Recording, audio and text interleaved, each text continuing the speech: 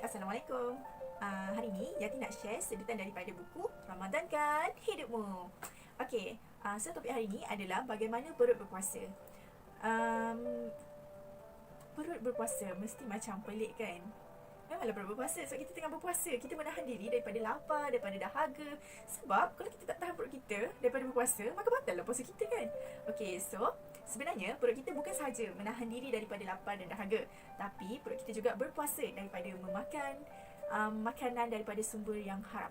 Contohnya macam riba. Seperti yang semua sedia maklum, riba tu adalah sesuatu yang sangat Allah tak suka. Sedangkan Allah juga berfirman dalam surah Al-Baqarah ayat 275, yang bermaksud Allah telah menghalalkan jual beli dan mengharamkan riba. Manakala Ibnu Mas'ud ada meriwayatkan Rasulullah SAW bersabda, Allah melaknat orang yang memakan harta riba dan memberi makan dengan harta riba, penulis dan kedua transaksi riba. Mereka semua dalam kedudukan yang sama. Riwayat Muslim. Nampaknya kat sini pemakanan riba ni hanya akan mencelakakan diri sendiri. Jadi kita tidak seharusnya mengisi perut kita, perut kat bawah perut, dengan memakan makanan yang datang daripada sumber yang haram. Sebab dia boleh menyebabkan doa kita tak termakbul dan sia-sia. Kawan-kawan nak dengar cerita tak? Pada zaman Rasulullah SAW dulu, Rasulullah menjelaskan ada seorang pria ni, rambutnya kusut berdebu. Dia menadah tangan ke langit lantas berdoa, Ya Tuhanku, Ya Tuhanku. Padahal makanannya daripada sumber yang haram, minumannya juga daripada sumber yang haram, dan dia selalu menyantap sesuatu yang haram. Bagaimana mungkin doanya akan dimakbulkan? Sesungguhnya Allah menutup iman seseorang ketika dia makan atau minum daripada sesuatu sumber yang haram. Ianya akan merosakkan iman seseorang. Hati akan menjadi kesal akibat makan dan minum daripada sumber yang haram tersebut. Manakala cahaya kebenaran dalam hati akan turut hilang saat perut menyantap laknat makanan. Ada suatu ketika Abu Bakar As-Siddiq radhiyallahu anhu menceritakan bahawa suatu ketika pelayannya membawa makanan untuknya. Ia menikmati makanan tersebut sembari menanya daripada mana asal makanan itu. Lantas pelayan itu menjawab, makanan ini kuperoleh dari dukun yang pernah kujadikan guru ketika masa jahiliah. Mendengar jawapan itu, Abu Bakar langsung memasukkan tangan ke dalam mulutnya, berusaha mengeluarkan makanan yang telah ditelannya tadi.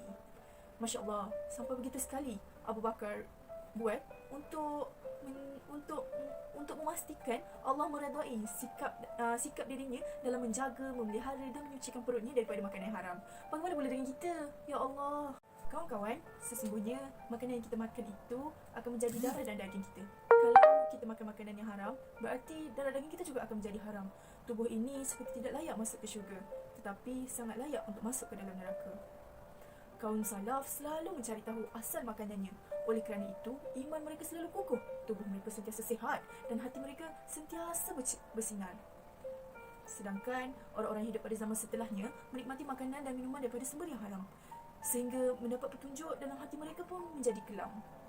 Hadis riwayat Bukhari, tidaklah seseorang dianggap memakan makanan yang baik selain daripada hasil jerih payah usahanya sendiri. Sesungguhnya Nabi Daud selalu makan daripada hasil payah jerih usahanya sendiri. Riwayat Bukhari.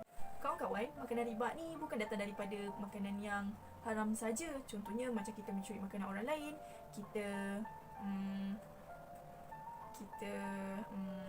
berkenaan dengan jual beli, maksudnya menjual dengan harga yang mahal. Tetapi riba juga boleh disebabkan oleh kita makan makanan anak yatim.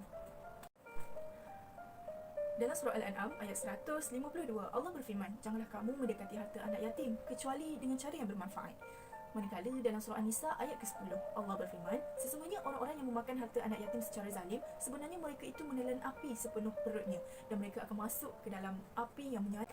Dalam surah Al-Baqarah ayat 188, Allah berfirman, janganlah sebahagian kamu memakan harta sebahagian yang lain di antara kamu dengan jalan yang batil, dan janganlah kamu membawa urusan harta itu kepada hakim, supaya kamu dapat memakan sebahagian dari harta benda orang lain itu dengan jalan berbuat dosa, padahal kamu mengetahui.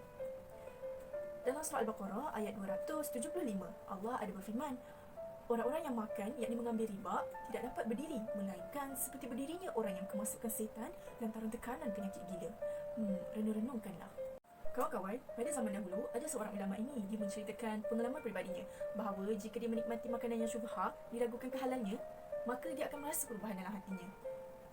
Selama beberapa waktu, dia akan rasa terseksa.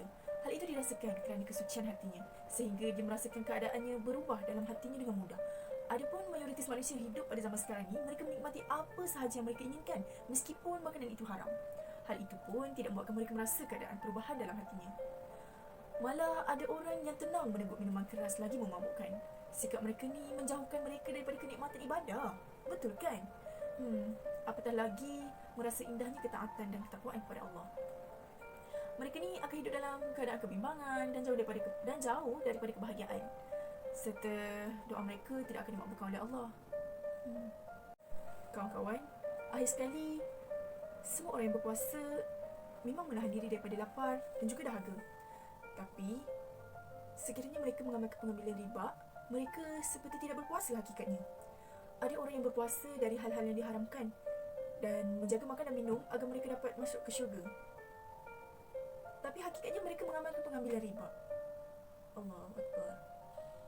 Ya Allah, jadikanlah kami termasuk dalam golongan yang menghalalkan yang halal dan mengharamkan yang haram. Amin. Semoga kita semua dapat ambil iktibar daripada bagaimana berpuasa ini. Selamat berpuasa kawan-kawan.